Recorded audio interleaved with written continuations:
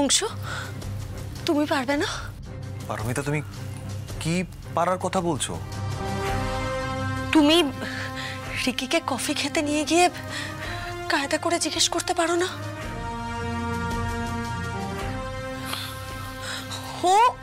ও নিশ্চয়ই জানবে, আর তুমি জিজ্ঞেস করলেও বলবে। আমি শিওর। নাটক করো একটা ডেটের। পারমিতা, এসব কি পাগলামি হচ্ছে বলো তো? অংশু, একটা ভালো কাজের জন্য এইটুকু নাটক করাই যায়।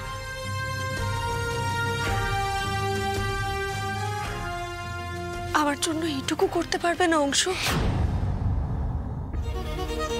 আমি জানতে চাই তথার মৃত্যুটা দুর্ঘটনা নাকি খুন। ধোঁয়া যদি না থাকে তাহলে আগুনটা ধরবে কি করে? দিল্লি তো এখনো অনেক দূর। আমি জানি রিকি কিছু না কিছু জানে।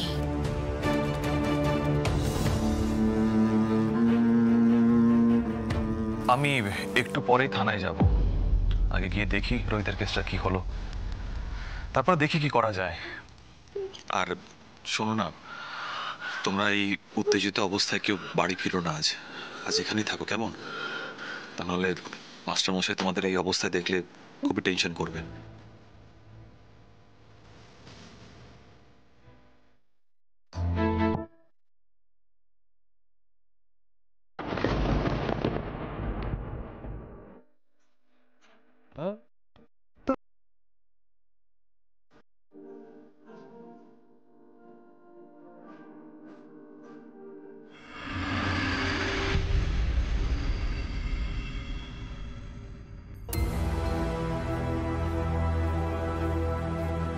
অংশুমান,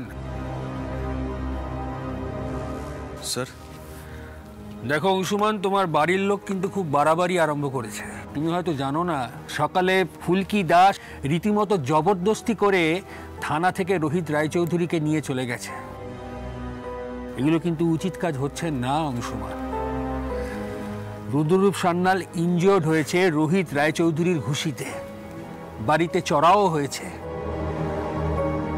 রুদ্রবাবু নিজে আসছেন না, কিন্তু ওনার বোন এসে রিটেন এফআইআর করবেন। আচ্ছা অংশুমান, তখন আমি অ্যারেস্টটা কি করে আটকাবো? এদিকে অ্যারেস্ট করলেই তো আবার প্রেজেন্ট এমএলএ লাবণ্য সান্যাল এসে উপস্থিত হবেন। সত্যি যত যন্ত্রণা সব হয়েছে আমার। তুমি রিকিকে কফি খেতে নিয়ে গিয়ে কায়দা করে জিজ্ঞেস করতে পারো না? ও নিশ্চয়ই জানবে, আর তুমি জিজ্ঞেস করলেও বলবে। স্যার, আমি বলছিলাম যে আপনি যদি রাজি থাকেন তাহলে এই ব্যাপারটা আমি দেখতে পারি। দেখো কি করতে পারো।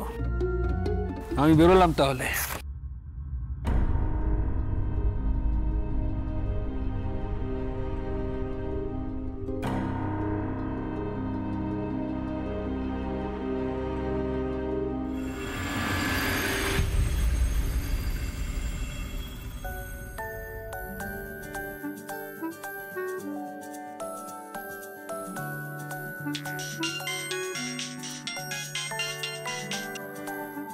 অংশু ফোন করছে।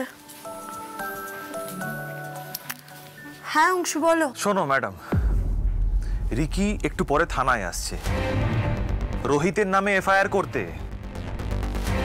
এফআইআর? কেন? ব্যাপারটা তো মিটে গেছিল, আবার কি হলো? আর ভাল লাগে না। কি হলো দিদি? রিকি আসছে ভাইয়ের নামে এফআইআর করবে বলে। এফআইআর করবে আমার নামে? রুদ্রর গায়ে হাত তোলার জন্য পুলিশ আমাকে অ্যারেস্ট করবে? করুক না। বৌদি, ফুলকি আজকে আমাকে না আটকালে রুদ্রকে আমি মারতে মারতে শেষ করে ফেলতাম, মেরে ফেলতাম ওকে। আমার পুরনো রাগটা না আবার ফেরত এসেছে। Congratulations to me. কি হয়েছে বৌদি? আরে দেখো না, রিকি দিদি নাকি স্যারের নামে এফআইআর করতে আসছে, দাদা ভাই ফোনে বললো। কি? বৌদি, বৌদি ফোনটা স্পিকারে দাও। হ্যালো অংশুদা। হ্যাঁ ধানু বলো, আমি শুনতে পাচ্ছি। অংশুদা, এটা আটকাও, এটা কিন্তু ক্রিমিনাল ট্রেসপাসের কেস হয়ে যাবে। দা ভাইয়ের 3 মাসের ইমপ্রিজনমেন্ট হতে পারে অংশুদা। অংশুদা, এটা ইমিডিয়েটলি আটকাও। জানি ধানু, আমি সব জানি, কিন্তু কি করব বুঝতে পারছি না। আরে বাবা, তোমাকে তো বললাম রিকির সাথে বন্ধুত্ব করো। এসব করে কি হবে বৌদি? আমি যা করেছি তার জন্য আমার বিন্দু মাত্র অনুশোচনা নেই। যদি লিগালি আমার অ্যারেস্ট হওয়ার হয় তাহলে হব। বাহ দা ভাই বাহ, তুই একটা কথা বলে দিলি তাই তো। এখন তুই যদি অ্যারেস্ট হোস তাহলে বাড়িতে কি হবে একবার ভেবেছিস? তোমরা সবাই রোহিতকে সামলাও, আমি আমি দেখছি কি করা যায়। ফোনটা ছাড়লাম।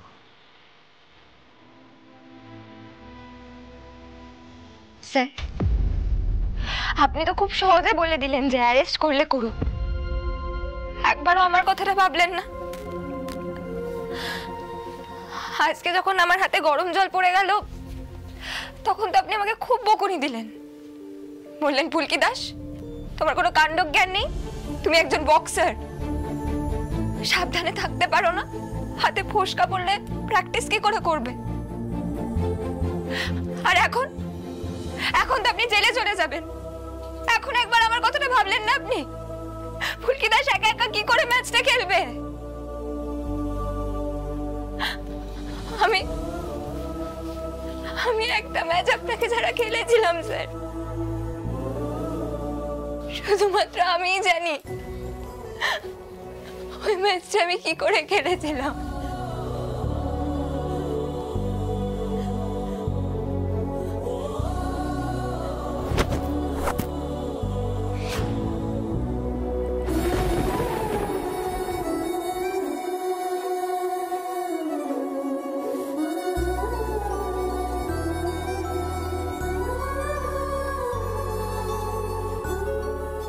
দা ভাই, বলছি তুই একটু ফুলকিকে সামলা, আমরা পাশের ঘরে আছি, কেমন? পিয়াল চল চল। বৌদি চলো।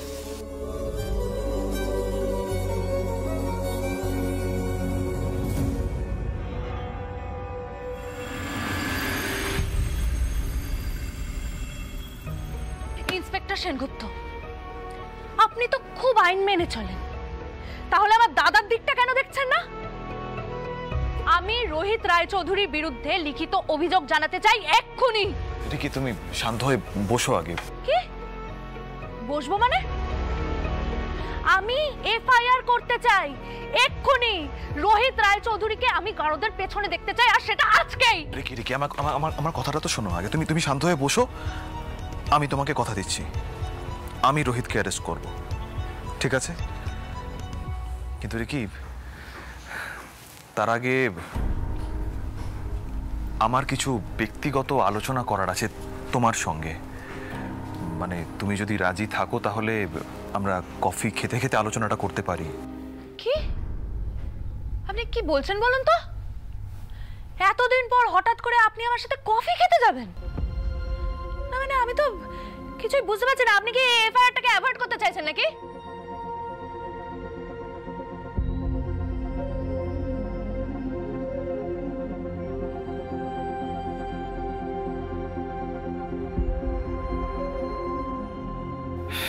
এই মেয়ে অত সহজে ফাঁদে পা দেবে?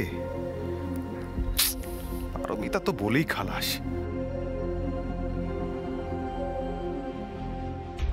নাও লেখো। কি হলো, লিখে ফেলো, তোমার যা যা কমপ্লেন আছে তুমি লিখে ফেলো। আমি তো বললাম আমি অ্যাকশন নেব, না এবার লিখে ফেলো।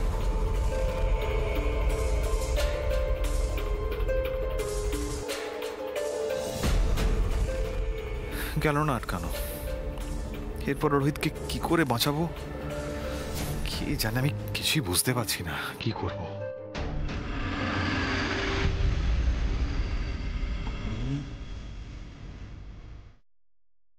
চলো চা খাবে, চলো এসো।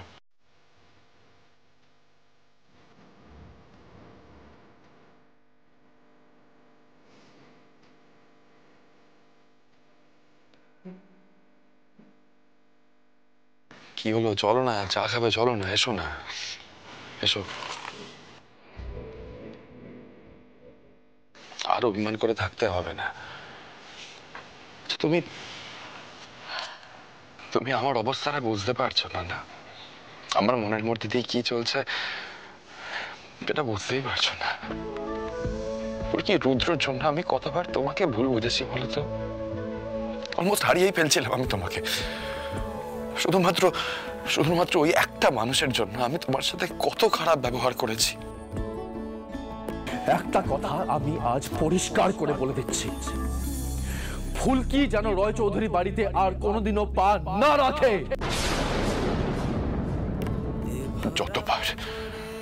যতবার সেগুলো মনে পড়ছে মাথাটা গরম হয়ে উঠছে আমার। স্যার, মা কালী তো আমাদের আলাদা হতে দেয়নি। এখন ওই সব পুরনো কথা মনে করে কি হবে? মাথা ঠান্ডা করুন। এবার আমাদের খুব ভেবে চিন্তে এগোতে হবে। জামাই বাবুর বিরুদ্ধে প্রমাণ জোগাড় করতে হবে।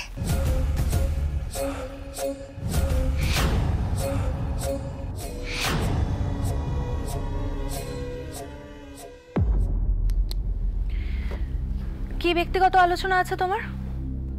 আমরা আগে কফিটা খেয়ে নিতে পারি, তারপরে না হয় লিখিত অভিযোগটা করব। Thank you. সেসব আলোচনা তো আর থানায় বসে সম্ভব নয়, তাই বাইরে কোথাও বসে আমরা কফি খেতে খেতে আলোচনাটা করতেই পারি। রাজি তো?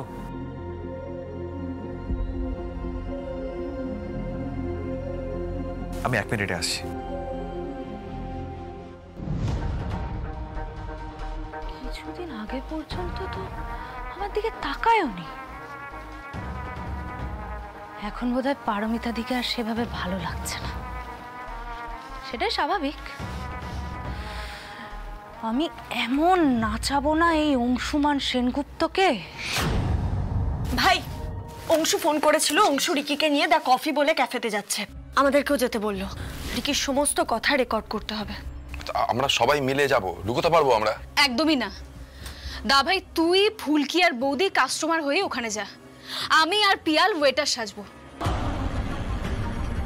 দা কফির ম্যানেজার তো আমাদের চেনাই, ভিডিওর দায়িত্বটা তুই নে দা ভাই। ফুলকি আর বৌদি নজর রাখবে, আর আমি আর পিয়াল অংশুদার সঙ্গে টাচে থাকবো। ওকে?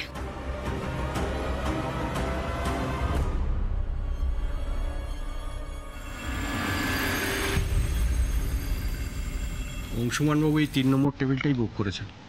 আচ্ছা পিয়াল, বল। আমাদের আগে বোঝাতে হবে যে অংশুদা সত্যিই ব্যক্তিগত কথা বলতে চায়। ঠিক আছে।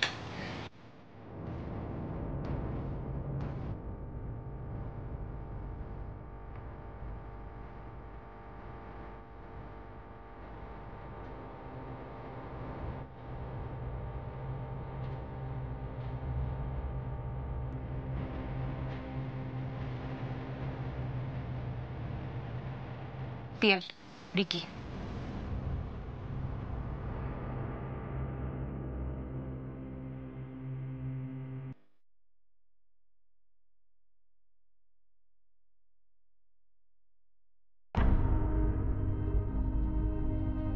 Madam, this is for you.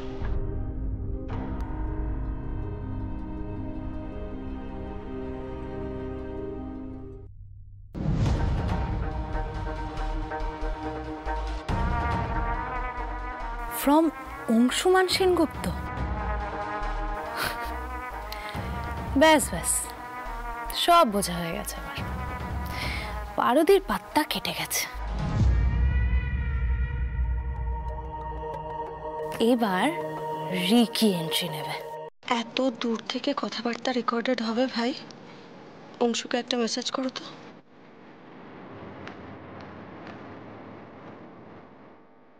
আমি একটা পেন ক্যামেরা ক্যারি করছি, তোমরা কেউ চিন্তা করো না।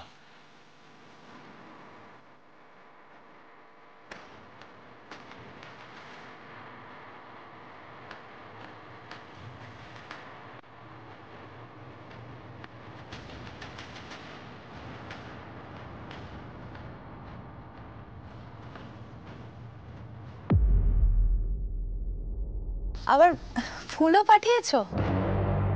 আর পার্কিং করতে এত টাইম লাগে বুঝি? আচ্ছা, কি অর্ডার করব? শুধু coffee? Waiter. Yes madam.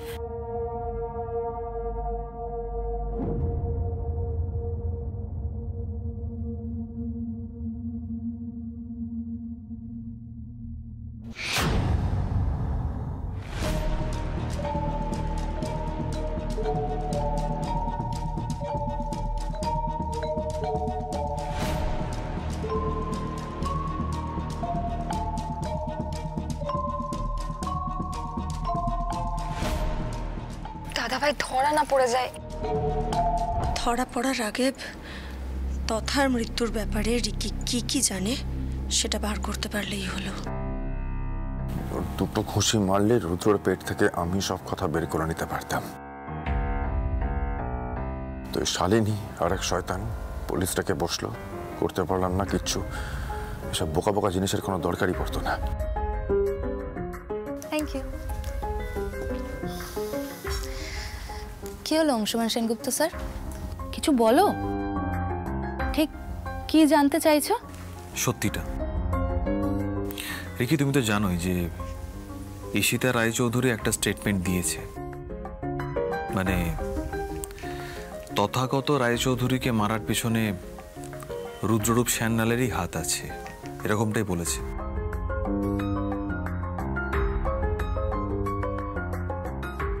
Ishita একজন অপরাধী, সে সাজা কাটছে। ও যে স্টেটমেন্টটা দিয়েছে তার সত্যতা যাচাই না করে তো আমি এগোতে পারবো না। আসলে কি বলতো রিকি, আমি এখন যেই কেসটা হ্যান্ডেল করছি, মানে এই কেসটা আমার ক্যারিয়ারের সব থেকে ইম্পর্টেন্ট একটা কেস। আর এই কেসে আমি তোমার কাছ থেকে একটা সাহায্য এক্সপেক্ট করছি। প্লিজ আমাকে হেল্প করবে। রিকি, কি বলতো, এতে আমার ক্যারিয়ারের একটা প্রমোশন অন্তত হবে।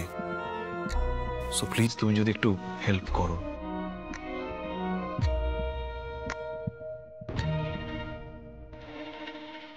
Ma'am, order. Thank you. কফিটা এদিকে না, ওইদিকেই রাখো, আমরা পাশাপাশি বসবো।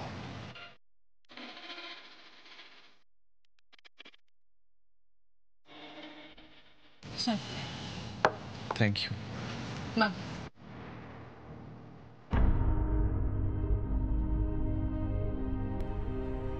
বলছিলাম আবার পাশে বসার কি আছে, ওখানে তো ঠিকই ছিলে তুমি।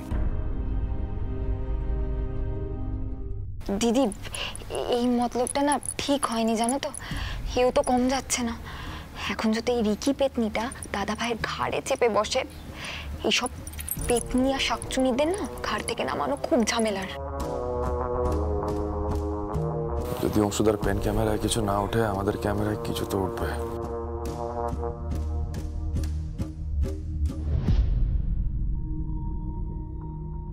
রিকি কিছু বলতেও পারে বৌদি, অংশুদা ভালোই টোপ ফেলেছে। এই অবস্থায় কি দাদা ভাই কিছু শুনতে পারবে?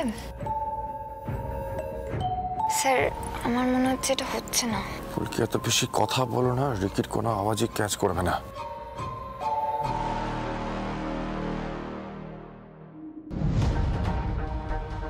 ইন্সপেক্টর সেনগুপ্ত, তুমি যা জানতে চাইছো সেটা একটা গোপন কথা, তাই কানে কানে না বললে তো হবে না, না?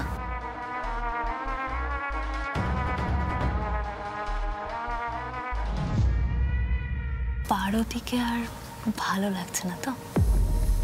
জানতাম, চিন্তা করো না, আমি আছি তো। ভাই কি বলছে বলো তো? আর না, এবার ছাটাপিটাই করতে হবে। চুপ, এখানে মাথা গরম করো না, তারপর আবার নালিশ টালিশ হবে। একদম চুপ করে বসো, চুপ।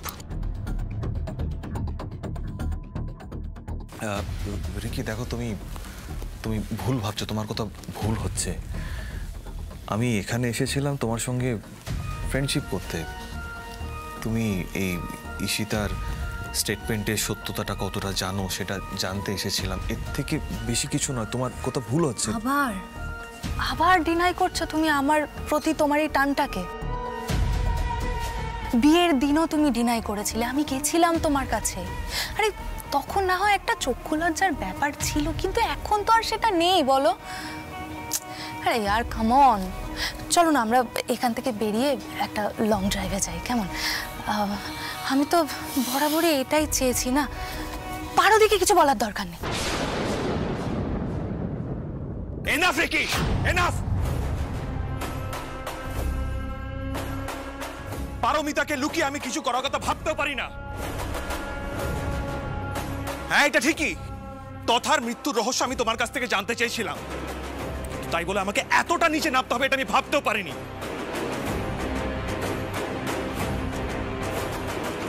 আর একটা কথা, আমার পাশে পারমিতা সবসময় থাকবে, আর অন্য কেউ নয়। আমারই তো দাদা ভাই, আর কত নাটক করবে দিদি?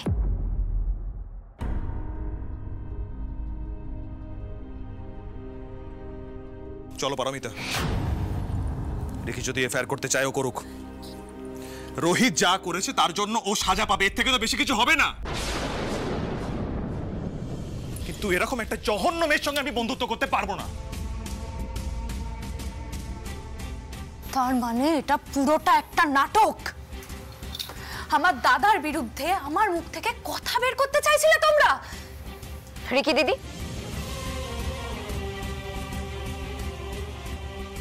তার মানে তুমি জামাইবাবুর বিরুদ্ধে বলার মতো কথা জানো? তুমি যেটা বলছো সেটা ভুল নয়। ফুলকি দাস তো জামাইবাবুকেই চ্যালেঞ্জ ছুড়ে এসেছে।